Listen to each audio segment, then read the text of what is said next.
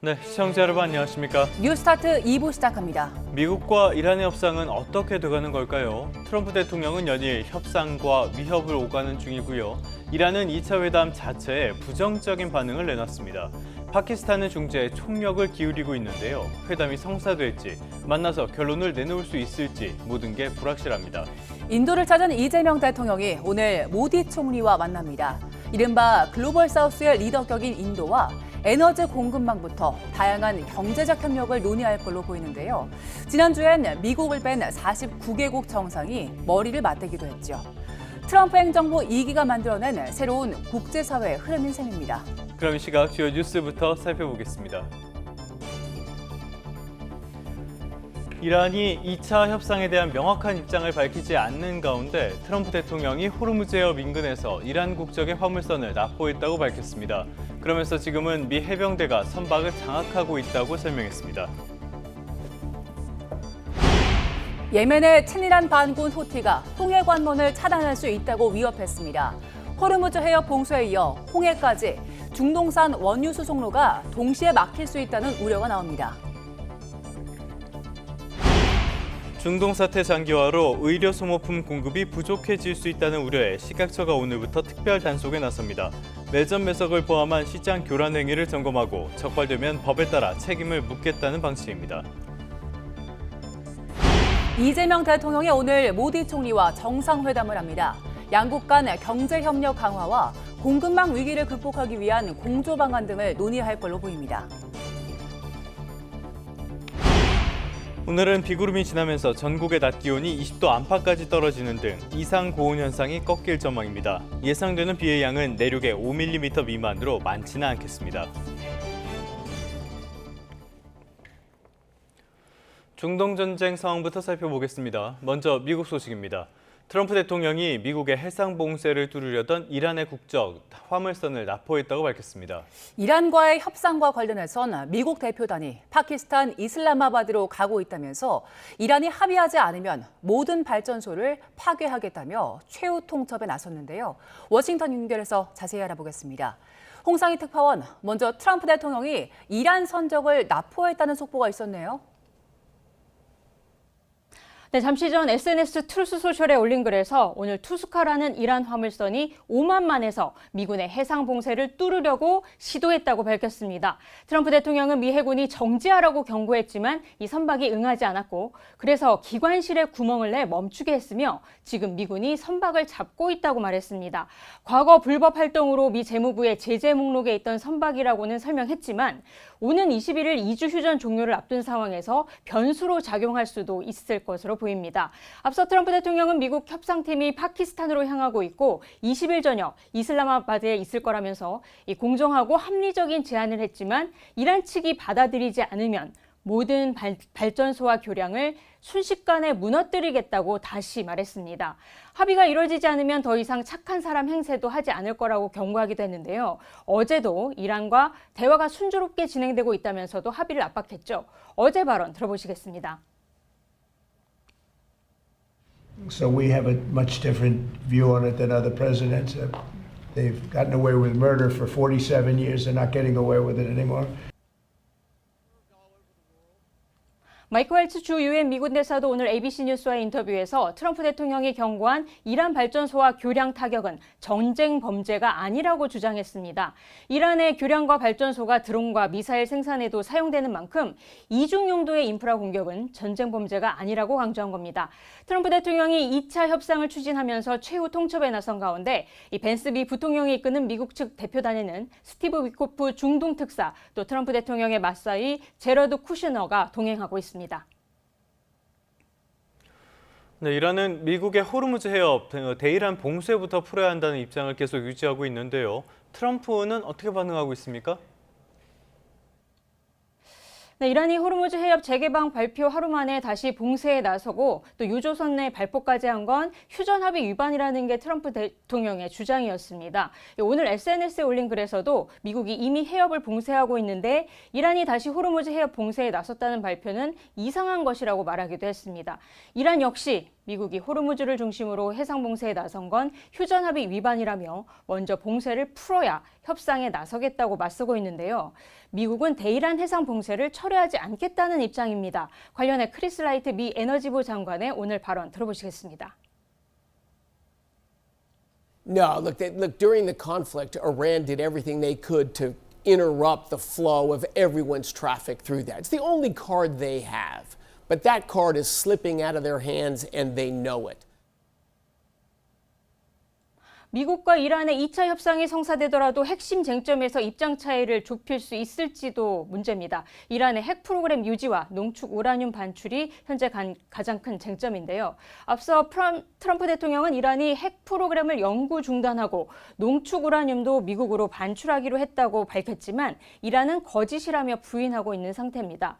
호르무즈 해협 봉쇄를 둘러싼 양측의 휴전협정 위반 주장, 또 핵심 쟁점에 대한 입장 차이가 여전해서 2차 협상이 진행이 되더라도 이 합의에 이르기는 쉽지 않다는 분석이 나오고 있습니다. ABC 뉴스에 출연한 왈츠 주 유엔 미국 대사는 휴전 연장 가능성에 대해 2차 협상 결과가 중대한 영향을 미칠 것이라면서 결국 트럼프 대통령이 결정할 사안이라고 말했습니다. 네, 그리고 미국이 러시아산 원유에 대한 제재 완화를 연장하지 않겠다는 입장을 번복했는데 여기에 대한 설명도 있었네요. 네, 이란 전쟁으로 유가가 치솟자 트럼프 행정부 지난달 제재 대상이었던 이란과 러시아산 원유 판매를 한시적으로 허용했었죠. 이 미 재무장관은 지난 15일 이란과 러시아산 원유에 대한 이 제재 유예 조치를 연장하지 않겠다고 발표를 했는데 이 미 재무부가 입장을 번복하고 러시아산 원유에 대한 판매를 한 달 더 허용한다고 엊그제 발표했습니다. CNN에 출연한 크리스 라이트 미 에너지부 장관은 주 20개국 국가들의 요청에 따라 이 러시아산 원유에 대한 판매를 허용하기로 한 거라고 설명했는데요. 들어보시겠습니다.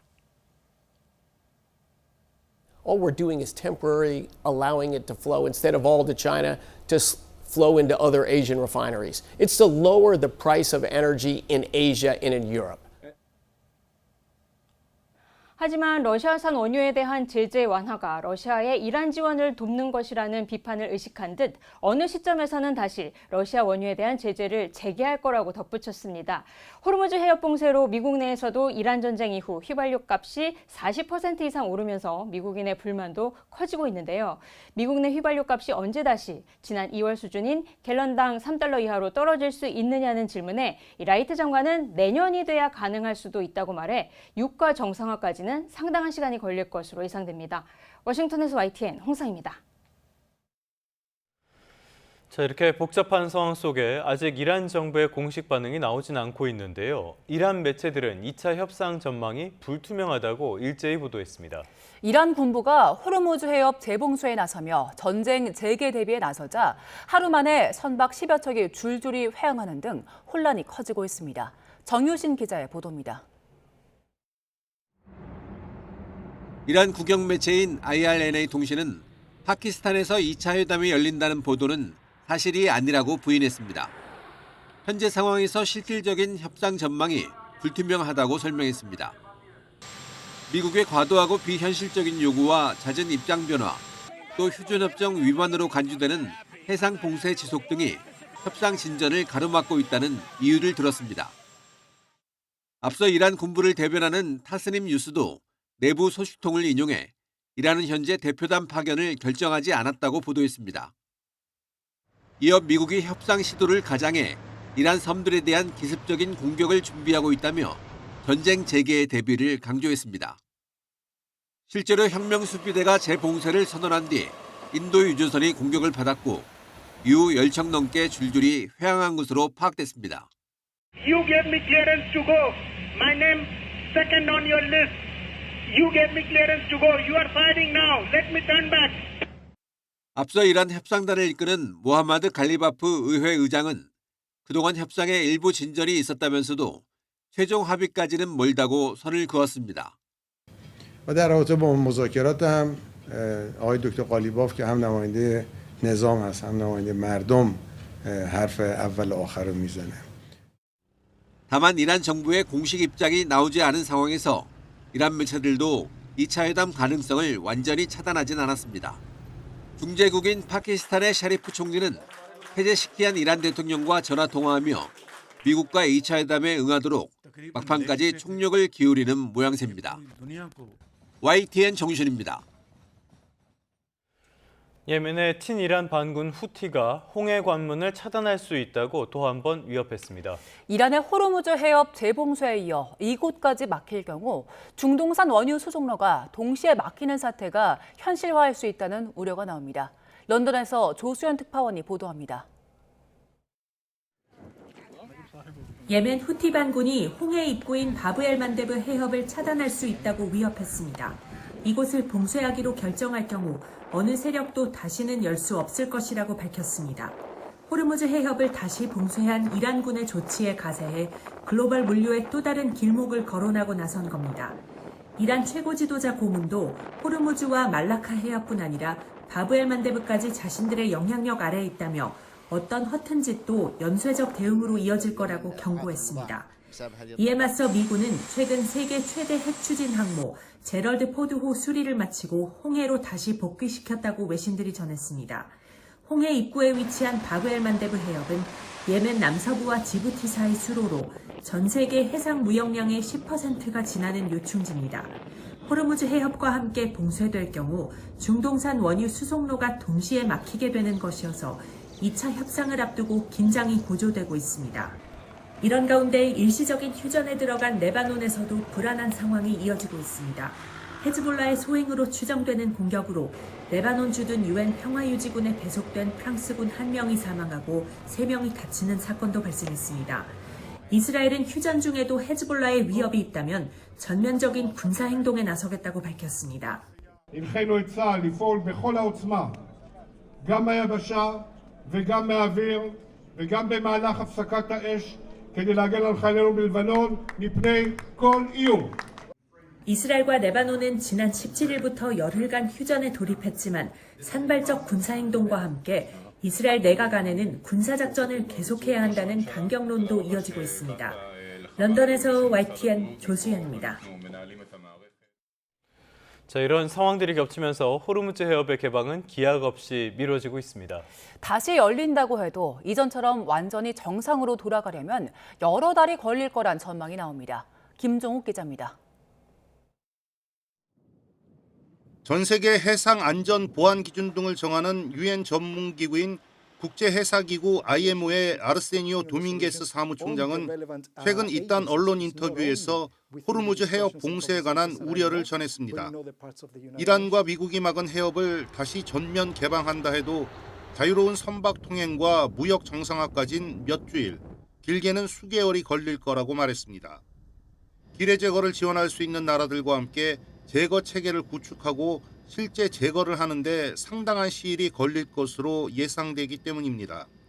도밍게스 총장은 안전이 확보되는 대로 선박 2,000척과 선원 2만 명을 단계적으로 대피시킬 계획이라고 밝혔습니다. 정상적인 무역 재개는 그 이후 이뤄질 거라는 설명입니다.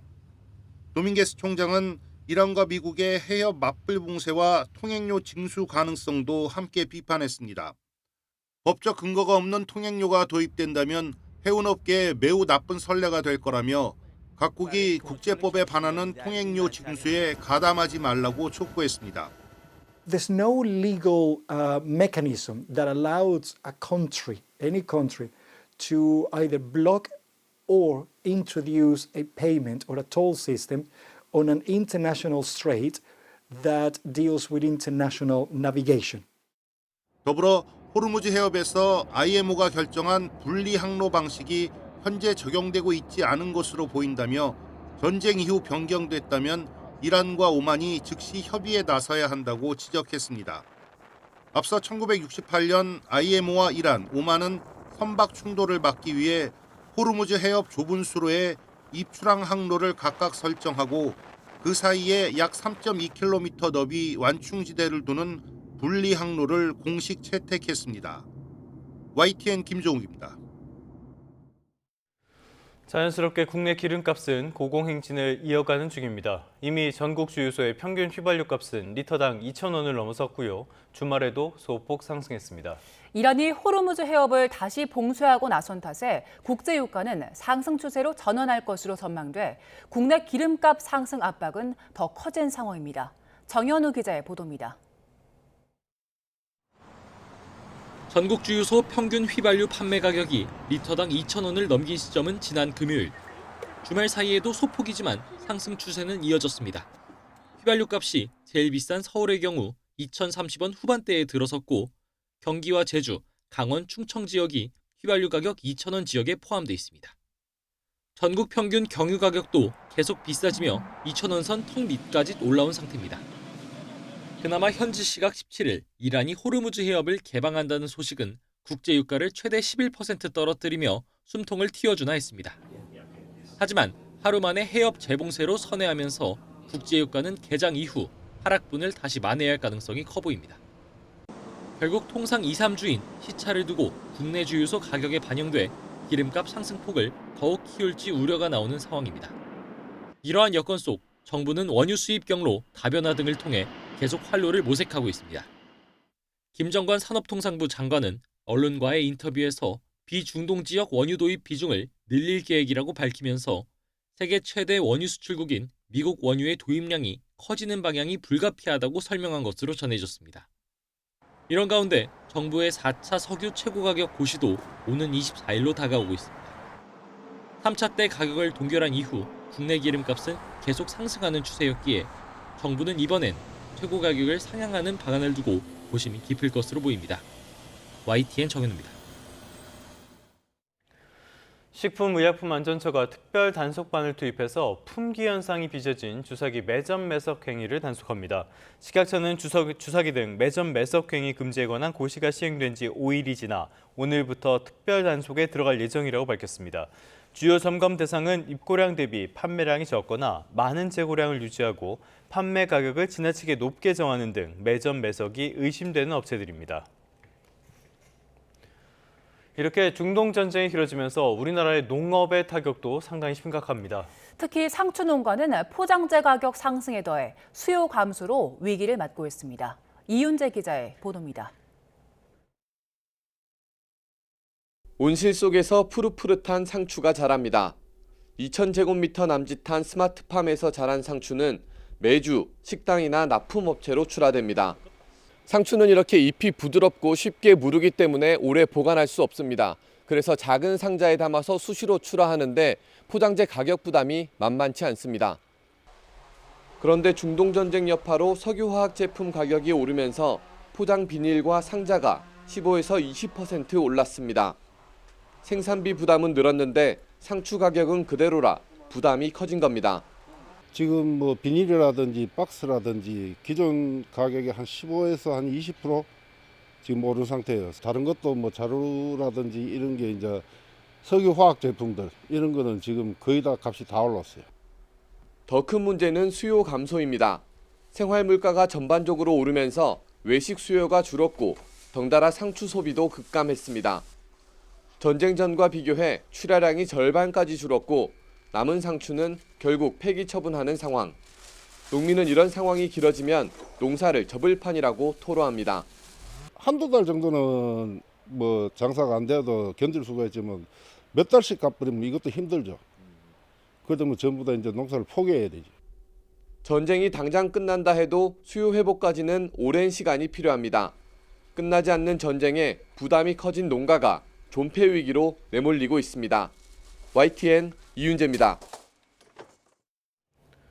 다음 소식입니다. 대한민국 정상으로는 8년 만에 인도를 국빈 방문한 이재명 대통령이 오늘 모디 총리와 정상회담을 진행합니다. 양국 간 경제 협력 강화와 공급망 위기를 극복하기 위한 공조 방안 등이 논의될 걸로 보입니다. 강진원 기자의 보도입니다. 뉴델리 팔람 군공항에 착륙한 공군 1호기에서 이재명 대통령과 김혜경 여사가 내립니다. 모디 총리의 초청으로 8년 만에 국빈 자격으로 온 대한민국 정상을 인도 측은 고위급 인사를 보내 공항에서부터 환대했습니다. 영접 행사 이후 이 대통령은 뉴델리 도심으로 이동해 현지 우리 교민들을 격려했습니다.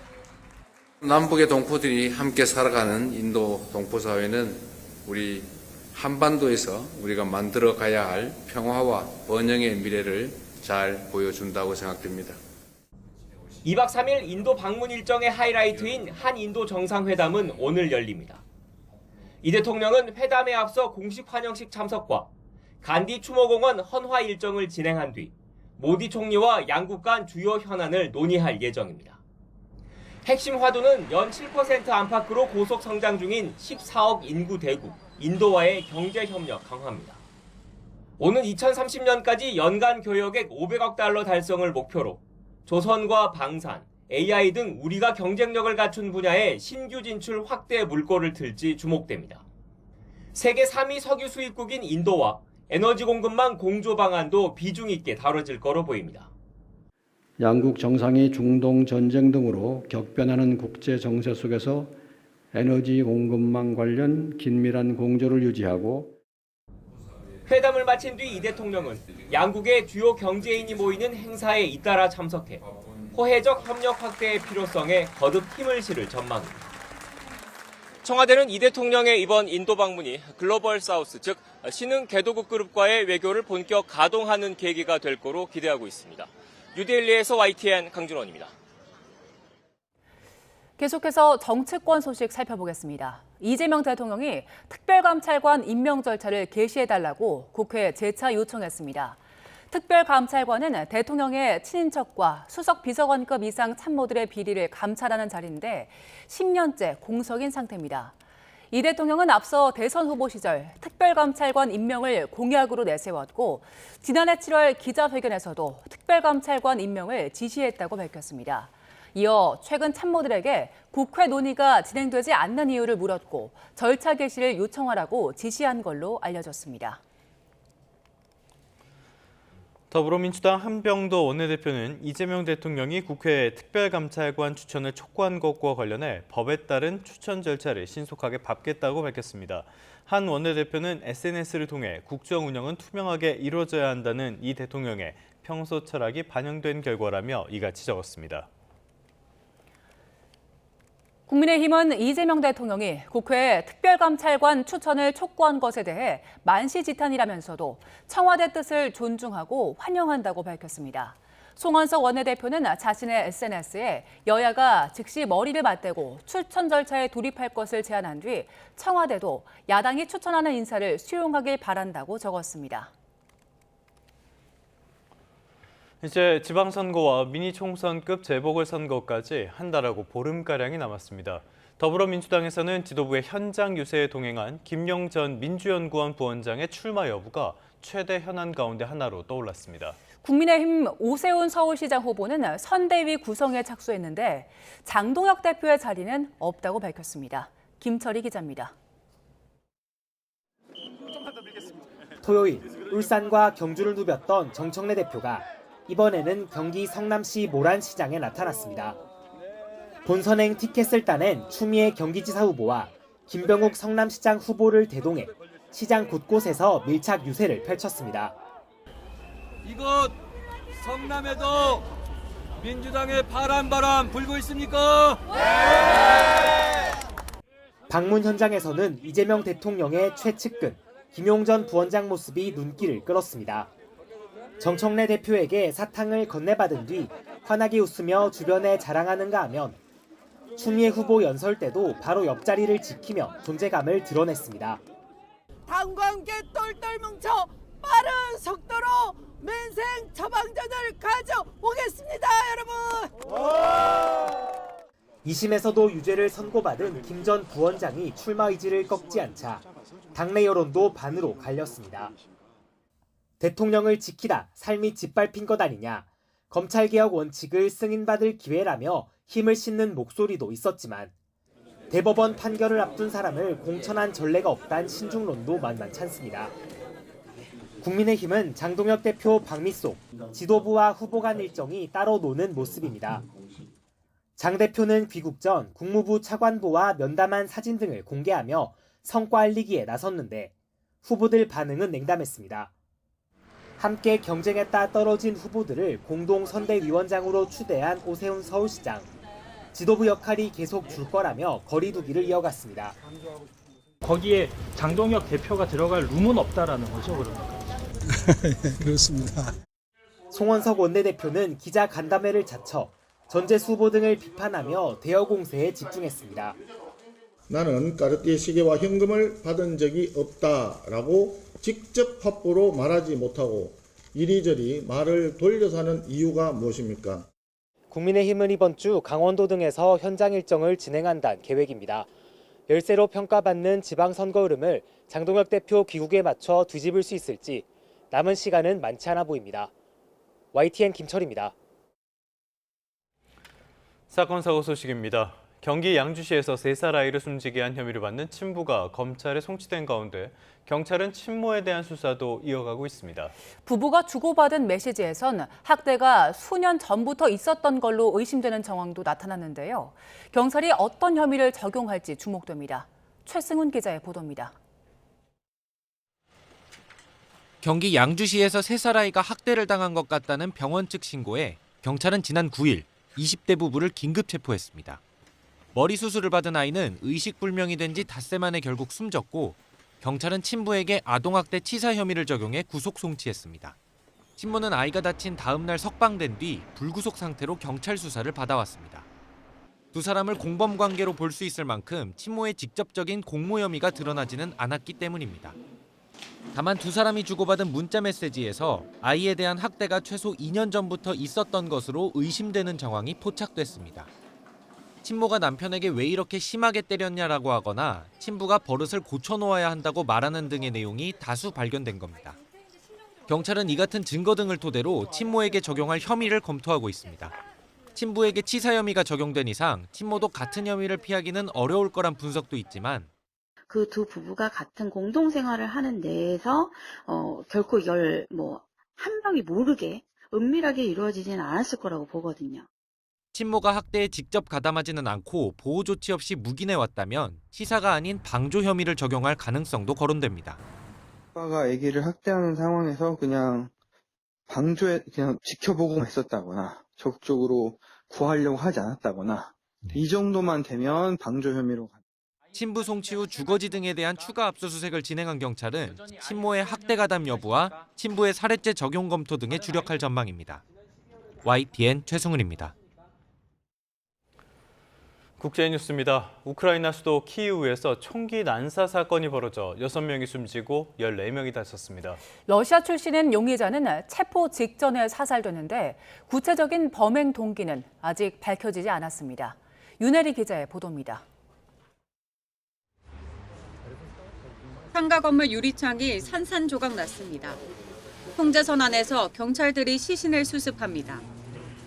현지 시간 18일 키이우 번화가인 홀로시우스키 거리에서 총기 난사가 벌어졌다는 신고가 접수됐습니다. 용의자인 남성은 행인들에게 무차별 총격을 가한 뒤 경찰이 출동하자 슈퍼마켓 안으로 몸을 숨겼습니다. 인지를 잡고 40분간 경찰과 대치하던 남성은 체포 직전 결국 사설됐습니다. Я його наглядно знаю, цього мужчину. Він такий дядько інтелігентний. 이번 무차별 총기 난사로 여러 명이 숨지고 12살 소년을 포함해 10명 넘게 다쳤습니다. 숨진 용의자는 러시아 모스크바 출신의 58세 남성으로 전과 기록도 있었습니다. 범행에는 사냥용 카빈 소총을 사용했는데 합법적으로 허가받은 무기였던 것으로 알려졌습니다. Відповідними документами, з заявою, з медичною довідкою. Ми встановлюємо зараз, який медичний заклад видавав цю медичну довідку. Ну і потім вже будуть слідством призначені всі експертизи. 러시아와 전쟁 중인 우크라이나의 수도 키이우에서 종종 공습이 벌어진 적은 있었지만 민간인을 대상으로 무차별 총기 난사가 발생한 건 이번이 처음입니다. 특히 숨진 용의자가 러시아의 침공 전부터 분리주의 세력과 분쟁을 겪어온 도네츠크 지역에 오랫동안 거주했던 것으로 알려져 범행 동기에 더욱 관심이 쏠리고 있습니다. Довго жив на Донеччині, народився в Росії. Зараз з'ясовується все, що може бути про нього відомо і чому він таке наробив. Треба перевірити кожну деталь. 우크라이나 보안국은 이번 사건을 테러 행위로 규정하고 정확한 범행 동기를 조사하고 있습니다. YTN 윤혜리입니다. 미국 루지애나주 수리브 포트시에서 총격 사건이 일어나 어린이와 청소년 8명이 숨졌다고 외신들이 일제히 보도했습니다. 수리브 포트의 경찰서장은 현지 시간으로 19일 새벽 6시쯤 총격이 일어났고 가정 내 불화에 따른 사건이라고 설명했습니다. 또 총격 용의자가 차량 추격 과정에서 경찰에 쏜 총을 맞아 치명상을 입었다고 설명했습니다. 말레이시아의 빈민촌인 수상가옥 마을에서 큰 불이 나 주택 천여 채가 전소했습니다. 현지 시각 19일 새벽 1시 반쯤 말레이시아 보르네오 섬 바닷가의 대규모 수상가옥 마을에서 불이 나 강풍을 타고 마을 전체를 휩쓸었습니다. 소방당국이 신고를 받고 출동했지만 길이 좁아 현장에 접근하는데 어려움을 겪었고 썰물이어서 소방용수 확보에도 차질을 빚은 걸로 전해졌습니다. 소방당국은 새벽 4시쯤 불을 껐지만 주택 천여 채가 불에 타 9천여 명의 이재민이 발생했습니다. 중국에서 만든 로봇이 21km 하프 마라톤 코스를 50분 만에 주파했습니다. 인간의 세계 기록도 뛰어넘었습니다. 지난해 첫 대회 이후 불과 1년 새 기술 진보가 로봇이 달리는 속도만큼 빨랐습니다. 베이징에서 강정규 특파원이 현장 취재했습니다.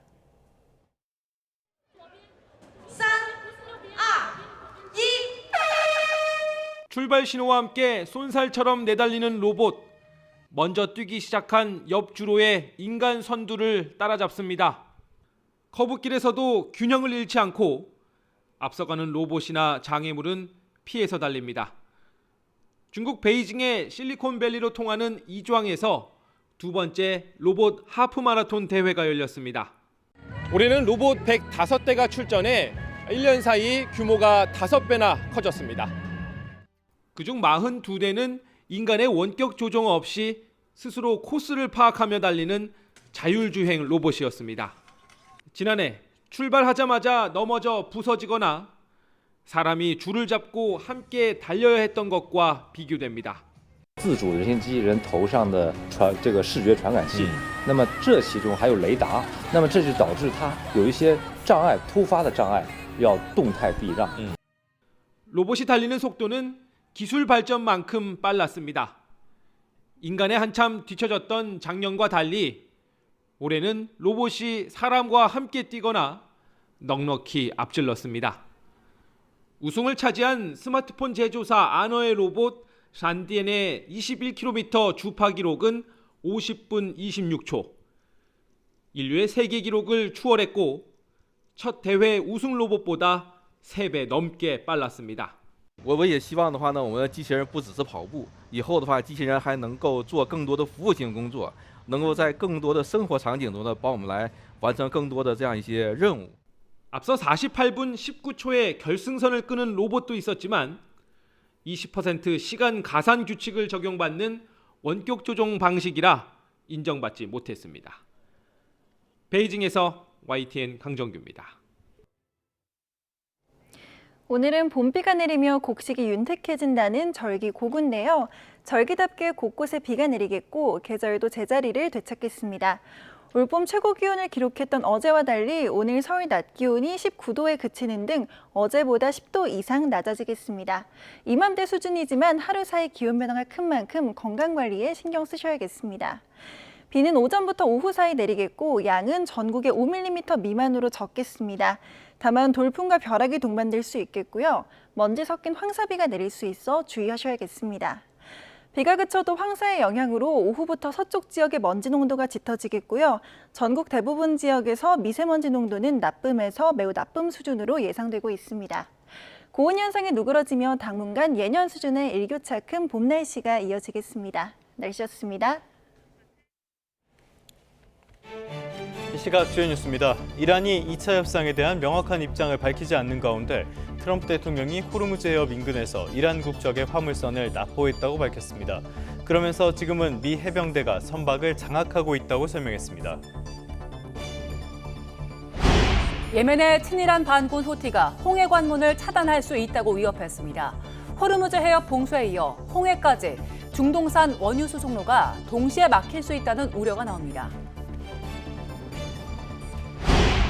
중도 사태 장기화로 의료 소모품 공급이 부족해질 수 있다는 우려에 식약처가 오늘부터 특별 단속에 나섭니다. 매점 매석을 포함한 시장 교란 행위를 점검하고 적발되면 법에 따라 책임을 묻겠다는 방침입니다. 이재명 대통령이 오늘 모디 총리와 정상회담을 합니다. 양국 간 경제협력 강화와 공급망 위기를 극복하기 위한 공조 방안 등을 논의할 걸로 보입니다. 오늘은 비구름이 지나면서 전국의 낮 기온이 20도 안팎까지 떨어지는 등 이상 고온 현상이 꺾일 전망입니다. 예상되는 비의 양은 내륙에 5mm 미만으로 많지 않겠습니다. 네, 다시 중동 상황부터 살펴보겠습니다. 트럼프 대통령이 호르무즈 해협 인근에서 미국의 해상 봉쇄를 뚫으려던 이란 화물선을 납포했다고 밝혔습니다. 트럼프는 SNS를 통해 길이 275m인 투스카라는 이름의 이란 화물선이 오만만에서 해상 봉쇄를 뚫으려고 했지만 잘 안 됐다고 밝혔습니다. 트럼프는 미군 구축함이 정지 경고를 했지만 이란 선원들이 응하지 않아 미군 군함이 기관실에 구멍을 내 멈추게 했다고 설명했는데요. 그러면서 지금은 미 해병대가 선박을 잡고 그 안에 뭐가 있는지 보고 있다면서 해당 이란 화물선은 불법 활동 이력으로 미 재무부의 제재 목록에 있었다고 덧붙였습니다. 이에 앞서서 트럼프 대통령은 미국 협상 대표단을 파키스탄으로 보냈다면서 전격적으로 2차 종전회담 개최를 예고했습니다. 이란에겐 이번이 마지막 기회가 될 거라며 합의하지 않으면 발전소와 다리를 파괴하겠다고 위협했습니다. 파키스탄에서 권준기 특파원입니다. 트럼프 대통령이 현지 시간 19일 아침 자신의 SNS에 올린 글에서 미국 협상 대표단을 파키스탄으로 보냈다고 밝혔습니다. 내일 저녁엔 협상 장소인 이슬라마바드에 도착할 거라며 미국은 아주 공정하고 합리적인 제안을 했다고 말했습니다. 그러면서 이번이 이란의 마지막 기회가 될 거라고 못 박았습니다. 합의안을 수용하지 않으면 모든 발전소와 다리를 파괴하겠다는 겁니다. 더 이상 착한 사람처럼 굴지 않겠다며 이란의 살인 기계를 멈출 시점이라고 덧붙였습니다. 회담 개최지인 파키스탄은 2차談判 준비를 마무리 지었습니다. 회담장인 세레나 호텔은 투숙객을 내보낸 뒤 회담 준비에 들어갔고 인근 도로 통제와 검문 검색을 강화했습니다. 2차 회담장으로 쓰일 세레나 호텔은 이곳에서 불과 300m 정도 떨어져 있습니다. 오전까지만 해도 뚫려 있던 이 도로가 지금은 이렇게 바리케이트로 차단돼 있고 경찰과 군인들이 막아서고 있습니다. नहीं जा सकते को हाई परमिशन सोशल मीडिया है तो भाई किसी ऑफिसर को परमिशन लेके फिर जा सकते हैं वैसे नहीं. 파키스탄군은 전투기를 띄워 양국 대표단을 호위할 계획입니다. 공항 주변엔 이미 최고 수준의 적색 경보가 발령돼 대표단 도착을 기다리고 있습니다. 회담장인 세레나 호텔은 오는 목요일까지 숙박 예약을 비워놔 2차 회담이 마라톤 협상으로 이어질 가능성도 배제할 수 없습니다. 파키스탄 이슬라마바드에서 YTN 권중기입니다. 이란 국영매체 IRNA 통신은 미국이 종전 협상을 가로막고 있다며 2차 협상에 대한 트럼프 대통령의 언급에 선을 그었습니다. IRNA 통신은 현지 시간 19일 오후 이슬라마바드에서 2차 회담이 열린다는 보도는 사실이 아니라며 현 상황에서는 실질적인 협상 전망이 불투명하다고 보도했습니다. IRNA는 미국의 과도하고 비현실적인 요구, 또 잦은 입장 변화와 휴전협정 위반으로 간주되는 해상 봉쇄 지속, 위협적 언사 등이 협상 진전을 가로막고 있다고 지적했습니다. 또 미국이 발표하는 내용은 이란의 압력을 가하려는 책임 전가 전략의 일환이고 언론 플레이에 불과하다고 비난했습니다. 여러 가지 상황이 그리 녹록지는 않습니다. 이란이 호르무즈 해협 개방 선언 하루 만에 다시 빗장을 걸어 잠갔습니다. 미국과의 2차 협상을 앞두고 우라늄 반출 같은 핵심 안보 현안에서 밀리지 않겠다는 치밀한 벼랑 끝 전술로 풀이됩니다. 권영희 기자의 보도입니다. 시작은 이란 외무부의 유화 제스처였습니다. 아바스 아라그치 외무장관은 해협 개방을 통해 국제적 비난을 피하고 제재 완화의 발판을 마련하려 했습니다. 하지만 바로 다음 날 혁명수비대는 봉쇄를 재개하고 유조선을 향해 발포하며 이를 정면으로 뒤집었습니다. 협상보단 힘의 논리를 앞세운 군부가 정부의 외교 방침을 무력화하며 실권자임을 과시한 겁니다. طبیعتاً من گفتم که اگر محاصره رو رها نکنند حتما تردد در تنگه محدود خواهد شد، محدودیت روش خواهد اومد. 트럼프 대통령이 해협 개방에 감사를 표하면서도 역봉쇄는 유지하겠다고 못 박자 이란 강경파가 즉각 해협 재봉쇄로 맞받아친 겁니다. 진짜 속내는 더 깊은 곳에 있습니다. 현재 미국은 2차 협상 선결 조건으로 고농축 우라늄의 해외 반출을 요구하고 있습니다. 이란으로선 체제의 마지막 보루인 핵능력을 포기하라는 압박에 대해 호르무즈의 안전을 인질로 삼는 배수의 진을 친 셈입니다. 물밑 중재는 긴박합니다. 파키스탄 육군참모총장이 테헤란을 방문해 미국의 새로운 제안을 전달했고 이란은 주도권을 쥐기 위해 이를 정밀 검토 중입니다. پیشنهادات جدیدی از سوی آمریکایی‌ها مطرح شده که جمهوری اسلامی ایران در حال بررسی آنهاست و هنوز پاسخی به آنها داده نشده است. 이란은 지금 고농축 우라늄이라는 안보 카드와 에너지 공급망이라는 경제적 무기를 한꺼번에 흔들고 있습니다. 미국의 항구 봉쇄와 이란의 해협 봉쇄가 대치하며 2차 협상은 이제 상대의 양보 없이는 퇴로가 없는 정면 충돌 양상으로 치닫고 있습니다. 2주간의 일시 휴전 시한 종료가 눈앞에 다가온 지금 이란이 미국 제안에 내놓을 최종 답변이 중동 정세의 실질적인 분수령이 될 전망입니다. YTN 권영입니다. 이란이 전쟁 재개에 대비하고 있으며 이 경우 원유 생산과 수송에 관련된 중동의 주요 거점들이 새롭게 분쟁에 휘말릴 수 있다고 이란 반관영 타스님 통신이 보도했습니다. 혁명 수비대와 연계된 타스님 통신은 최근 미군이 함정 여러 척을 이동시키고 무기를 나르기 위해서 대형 수송기 여러 대를 투입하는 움직임이 확인됐다고 주장했습니다. 또 미군이 바레인에서 섬과 해안가를 장악하기 위한 연습을 하는 움직임도 포착됐다고 보도했습니다. 이에 따라서 이란군은 미군이 협상 시도를 가장해 이란 섬들에 대한 기습적인 군사 공격을 준비하는 경우에도 대비하고 있다고 전했습니다. 셰바즈 샤리프 파키스탄 총리가 마수드 페제시키안 이란 대통령과 전화로 중동 정세를 논의하며 2차 회담 중재에 총력을 기울였습니다. 이란 국영 IRN 통신에 따르면 현지 시간 19일 샤리프 총리는 45분간 이뤄진 통화에서 지난 11일 이슬람마바드 회담에 이란이 대표단을 보내 미국과 종전 협상을 벌인 데 감사를 표했다고 파키스탄 총리실이 밝혔습니다. 샤리프 총리는 SNS에 별도로 성명을 내고 페제시키안 대통령과 지역 정세 변화에 대해 따뜻하고 건설적인 대화를 나눴다고 전했습니다. 샤리프 총리는 우방과 파트너의 지원을 받아 영내 평화와 안보 증진을 위한 진심 어린 노력을 계속하겠다고 강조했습니다. 이란의 호르무즈 해협 재봉쇄에 이어서 예멘의 친이란 반군 후티가 홍해 관문인 바브 엘만데브 해협을 봉쇄하겠다고 위협하고 나섰습니다. 후티 반군은 바브 엘만데브를 봉쇄하기로 결정한다면 어느 세력도 그곳을 다시 열 수 없을 것이라고 주장했습니다.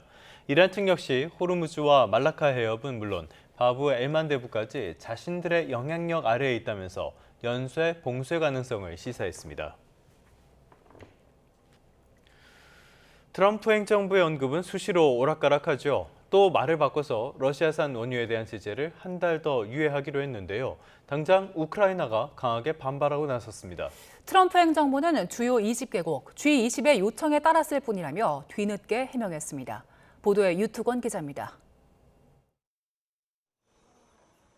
미국 재무부는 지난 17일 러시아산 원유와 석유 제품의 판매를 한 달 더 허용하겠다고 발표했습니다. 불과 이틀 전까지만 해도 제재 유예를 연장하지 않겠다고 공언했다가 갑자기 말을 뒤집었습니다. 가뜩이나 중동 전쟁 때문에 무기 확보 등에서 애를 먹고 있는 우크라이나는 곧바로 반발했습니다.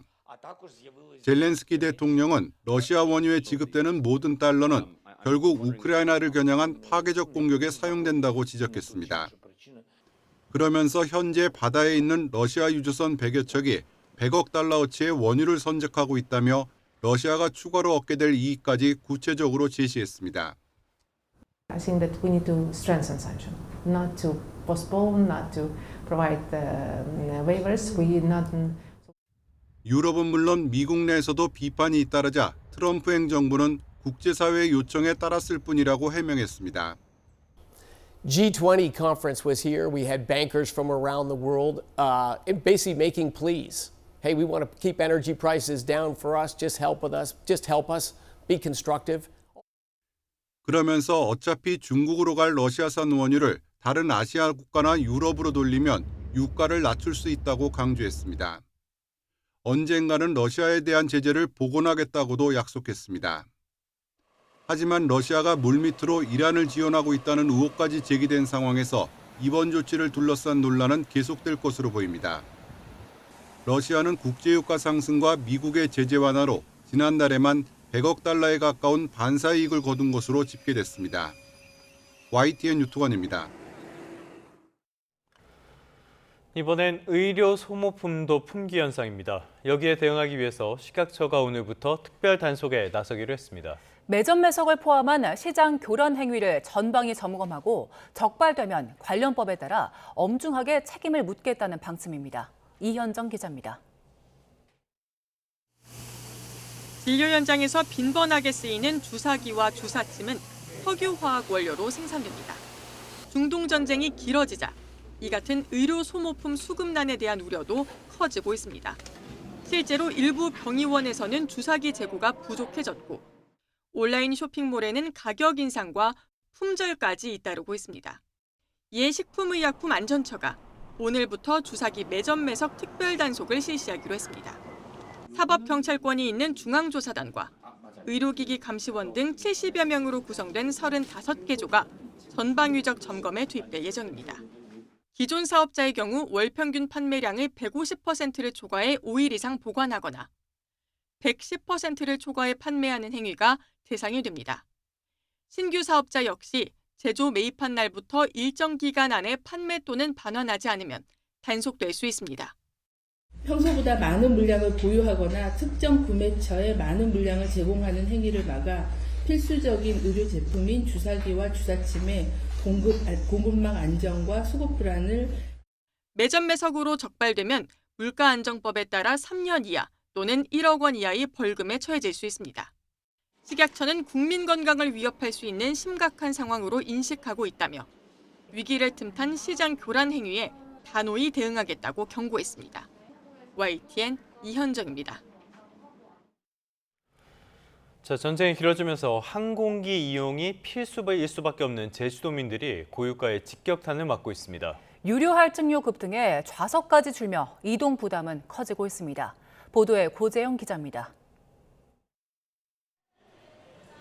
제주공항 출발 대기실.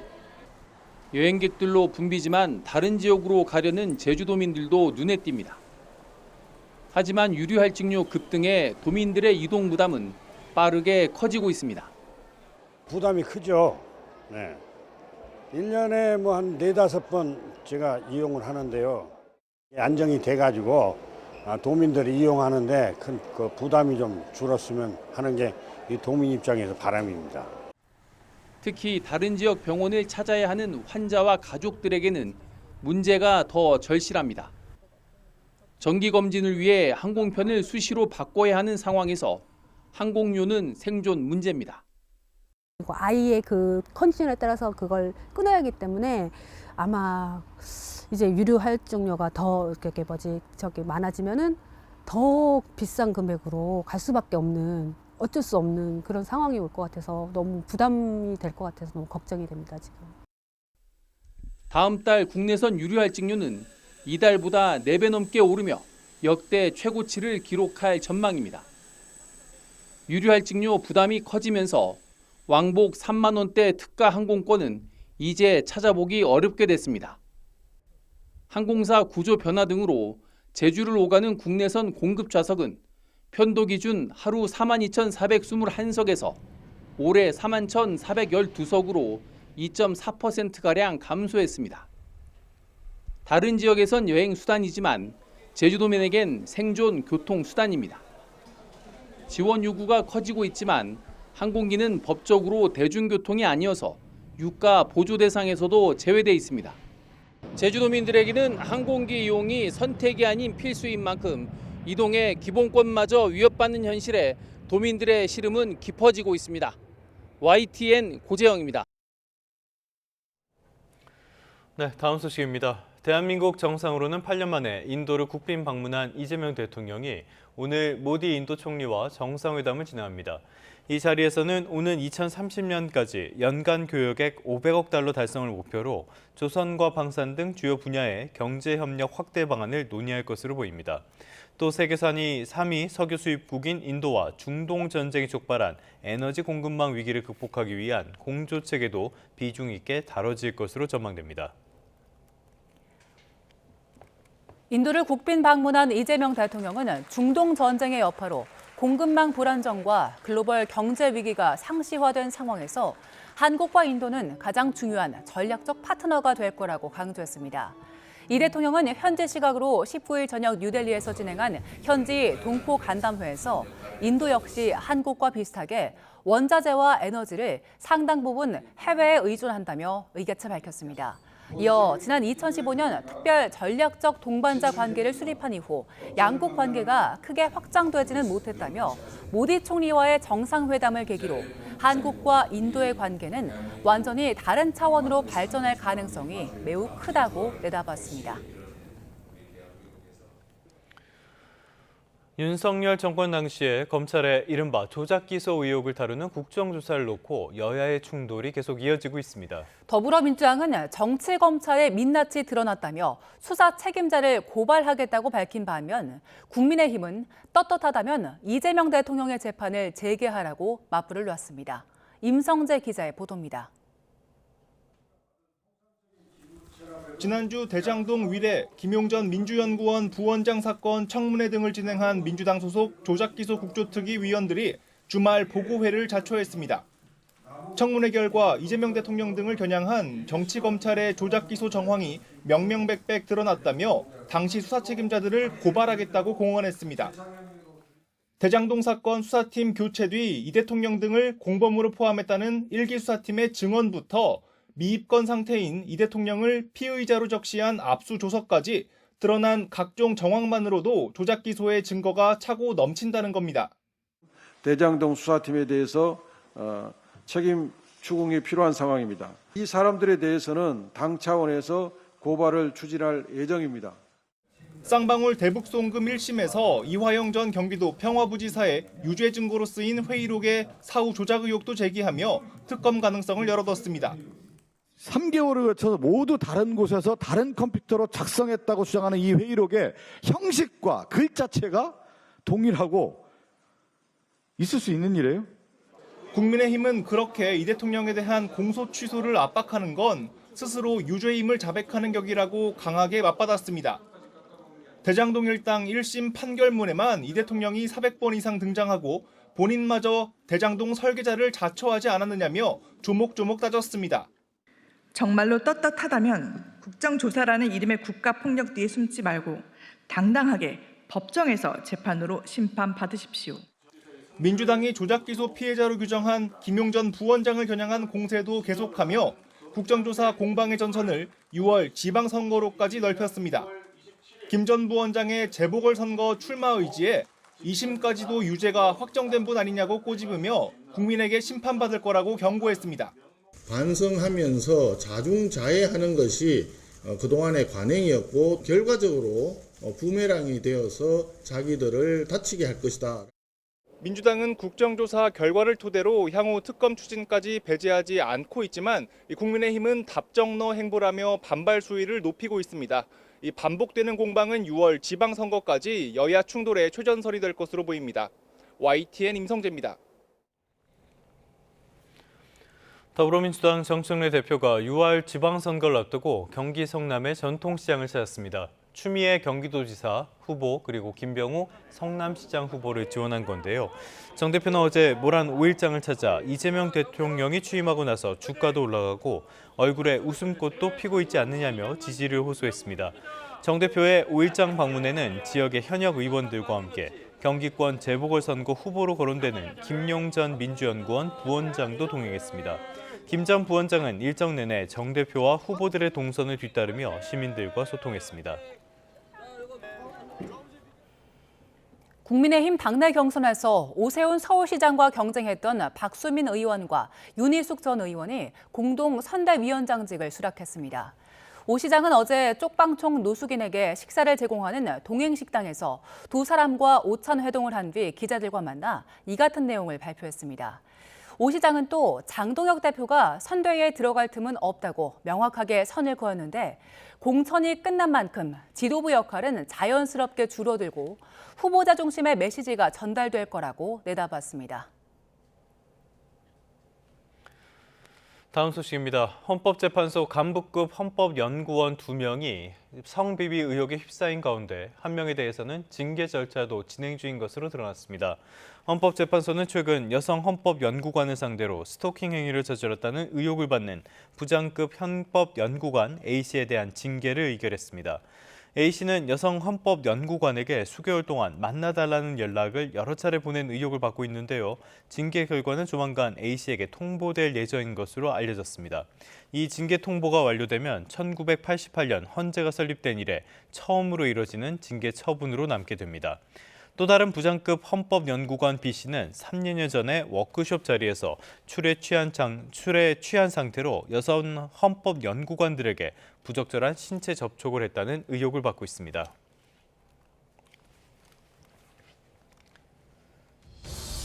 경제 한 줄 뉴스입니다. 우리나라의 국내 총생산 대비 국가부채 비율이 내년 선진 비기축 통화국의 평균을 넘어설 것으로 전망됐습니다. 고윤철 부총리 겸 재정경제부 장관은 국제통화기금 IMF가 위기의 해설자가 아닌 협력의 설계자로서 글로벌 거시정책 공조와 다자 협력에 구심적 역할을 해달라고 요청했습니다. 올해 2분기 제조업 시황이 전분기보다 나빠질 것이라는 전망이 나왔습니다. 봄 이사철이 한창인 가운데 서울 아파트 전세 매물이 2년 전 대비 절반 가까이 줄어든 걸로 나타났습니다. 지금까지 경제 한 줄 뉴스였습니다. 네, 경제 뉴스 하나 더 살펴보겠습니다. 지난 1분기 실업자가 5년 만에 다시 100만 명대에 진입했습니다. 특히 청년층 4명 중 1명이 실업자로 나타나는데 고용률은 떨어지고 실업률은 높아지면서 청년층의 고용 어려움은 장기화하고 있습니다. 보도에 오인석 기자입니다. 국가통계포털과 국가데이터처 고용 동향에 따르면 지난 1분기 평균 실업자는 102만 9천 명으로 지난해 같은 기간보다 4만 9천 명 증가했습니다. 1분기 기준 2021년 이후 5년 만에 다시 100만 명대를 넘었습니다. 1분기 실업자는 팬데믹을 거치며 2021년 138만 명으로 크게 늘었다가 2022년과 2023년 줄었습니다.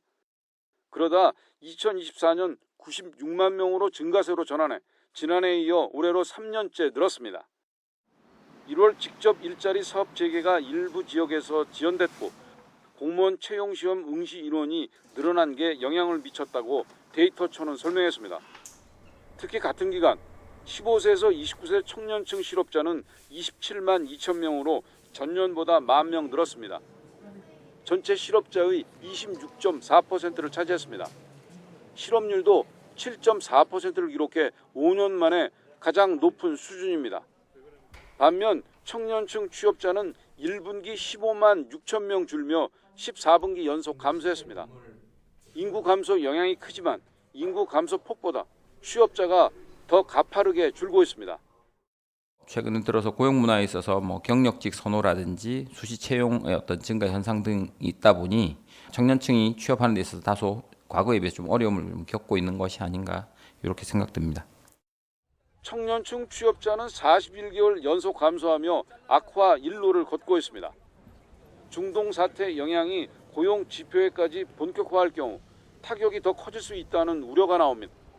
정부는 청년의 취업과 사회 진출 지원을 위해 취업 역량 강화 등의 내용이 담긴 청년 뉴딜 추진 방안을 이달 중 마련해 발표하기로 했습니다. YTN 오인석입니다. 4월 20일 월요일 오늘의 주요 일정 살펴보겠습니다. 경찰청이 오늘부터 2달 동안 우회전 통행 방법 위반을 집중 단속합니다. 현행 도로교통법상 앞신호가 빨간불이면 우회전 전에 한 번, 우회전 후에 만나는 횡단보도에 보행자가 있으면 한 번 더 멈춰야 하며 위반 시 승용차 기준 범칙금 6만 원과 벌점이 부과됩니다. 항공기에 들고 탈 수 있는 보조 배터리가 160와트시 이하 2개로만 제한되고 보조 배터리로 전자기기를 충전하는 행위 등이 전면 금지됩니다. 국토교통부는 국제 민간 항공기구에서 최종 승인을 받아 확정된 보조 배터리 안전 국제 기준을 오늘부터 전면 시행합니다.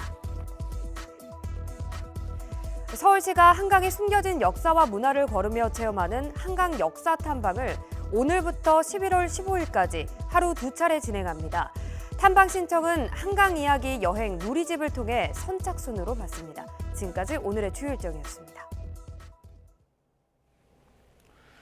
다음 소식입니다. 취업 준비를 위해서 공부하거나 소모임을 할 때 마땅한 장소를 찾지 못해서 카페나 도서관을 전전하는 청년들이 참 많습니다. 경기도가 이런 고민을 해결하기 위해 청년 전용 공간을 도내 곳곳에서 운영하고 있습니다. 최기성 기자입니다.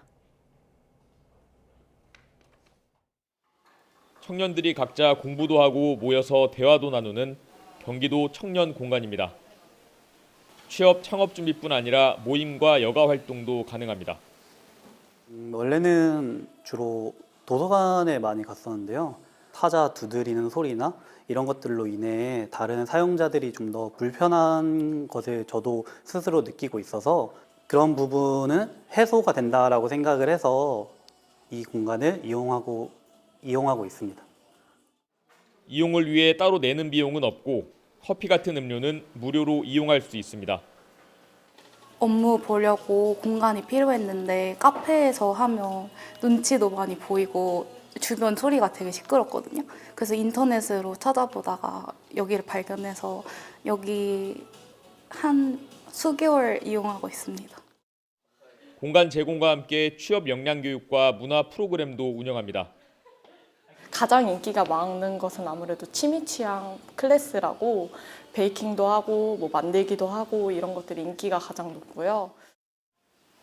현재 도내 30개 시군에 청년 공간 46곳이 있습니다. 대부분은 평일 밤 9시에서 10시까지 운영하고 토요일엔 34곳이 문을 엽니다.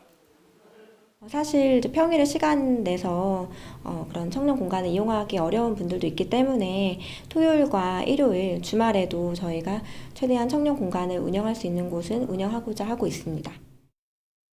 최근엔 청년 공간 위치 등을 한 번에 파악할 수 있는 홈페이지도 새로 마련했습니다. 경기도는 올해 우수공간 5곳을 선정해 추가 사업비를 지원할 계획입니다. YTN 최기성입니다.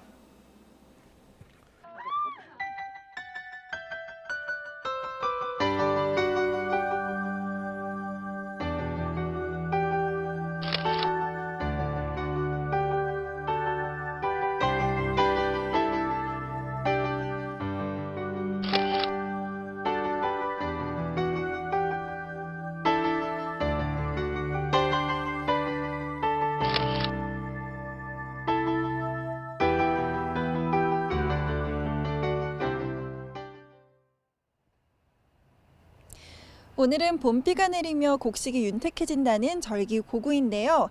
절기에 걸맞게 곳곳에 비가 내리겠고 비가 내리면서 계절도 제자리를 되찾겠습니다. 현재 서울 기온은 13도 안팎으로 아침 기온은 어제와 비슷하게 출발하고 있는데요. 한낮에는 19도에 그치면서 어제보다 무려 10도 이상 기온이 낮아지겠습니다. 이맘때 수준이긴 하지만 하루 사이 기온 변화가 크게 나타나는 만큼 체온 조절에 신경 써주시기 바랍니다. 비는 점차 충청과 호남을 시작으로 오전에는 그 밖에 내륙으로 확대되겠습니다. 양은 전국에 5mm 안팎으로 적겠지만 돌풍과 벼락이 동반되는 곳이 있겠고요. 먼지가 섞인 황사비가 내릴 수 있어 주의하셔야겠습니다. 비가 그쳐도 계속해서 황사의 영향을 받겠습니다. 낮부터 서쪽 지역에서 먼지 농도가 짙어지기 시작해 오후부터 밤 사이에는 전국의 미세먼지 농도가 나쁨에서 매우 나쁨 수준으로 오르겠습니다. 오늘 아침 기온은 어제와 비슷하게 출발하고 있습니다. 이 시각 서울의 기온이 13.7도, 대구 13도, 대전 14.7도로 대부분 지역에서 15도 안팎을 보이고 있습니다. 한낮에는 서울이 19도, 대전과 세종 20도 등 고온 현상이 누그러지며 예년 이맘때 수준의 날씨가 예상됩니다. 당분간 4월 하순에 일교차 큰 봄 날씨가 이어지겠고 목요일에는 남부와 제주도에 비가 내릴 전망입니다. 오늘 비가 내리며 전국적으로 바람도 강하게 불겠습니다. 날아갈 수 있는 시설물은 미리 점검하는 등 안전 상태를 점검하셔야겠습니다. 지금까지 YTN 정수현입니다. 뉴스타트 3부 잠시 뒤에 이어집니다.